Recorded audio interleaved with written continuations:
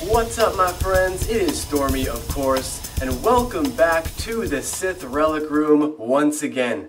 Well, you guys know we're down here because we're talking about Snoke, of course. And you know, at this point, now that most of us can agree that Snoke is a brand new character, one of my favorite things to talk about is where is Snoke from? Because if we could figure out his origins, that would obviously begin to answer a lot of questions. So, once again, drawing from the world of Legends and the expanded universe, today I would like to talk to all of you about the planet Bogan and an organization little known to the Star Wars universe, the Apex Society. The Jedi Order began as the Jedi, an ancient organization who were the first observers of the Force in the deep core of the galaxy located on the planet Tython. The planet Tython itself represented the light side and the dark side of the Force, with its two moons, one bathed in light, which they called Ashla, and one shrouded in darkness, Bogan. Because the Jedi focused on maintaining balance in the Force, the moon of Bogan was reserved for members that had fallen too far to the dark side, sentenced to meditate until they found themselves again. But what if they didn't find themselves? What happened to these exiled people if they instead embraced what they were told to ignore? What kind of order would they create? I don't think the Sith of the old will be returning, but if the Jedi Order and its belief system seems to have changed, then the dark side and the Sith must have evolved also. Is it possible that Snoke was once a founding member of the original Jedi Order, but when he was cast away to Bogan, instead of relearning the ways of balance, he embraced the dark side and went on to create an Apex Society?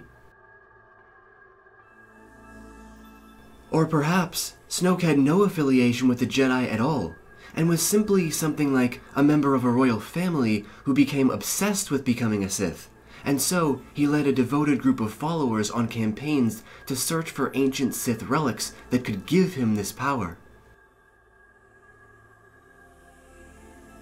There is actually a figure in Legends who shares this very story, named Colin Islow, and he was a man born into nobility who discovered a fascination for the Sith.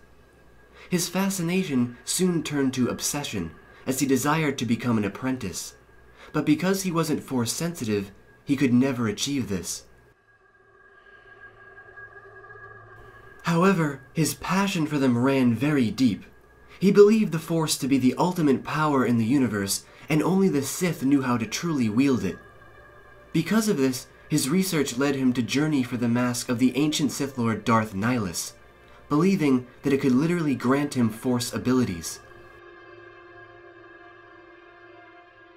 Colin would eventually amass a following of extremely devoted members who called themselves the Apex Society, mostly made up of other nobles that sought to use the power of the dark side. Some of them also believed that Colin himself was guided by Sith Lords of the past like Darth Revan and even Darth Plagueis. He and his followers did eventually trace Darth Nihilus's mask to the planet Volok, but it's here that his history ends. So whatever happened? Did he obtain the mask? Did he and his followers achieve their dark side status? We may never know, and yet a character like this with such a complex yet unfinished history is perfect to fill a character like Snoke. Again, I'm not saying that Snoke is Colin Islow, I'm saying he is a figure just like him. And if this is the case, it could be possible that Snoke is some kind of founder. The founder of the new Sith Order. If this is so, then how did he do it?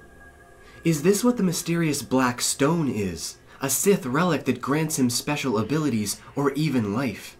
And what other Sith relics has he obtained?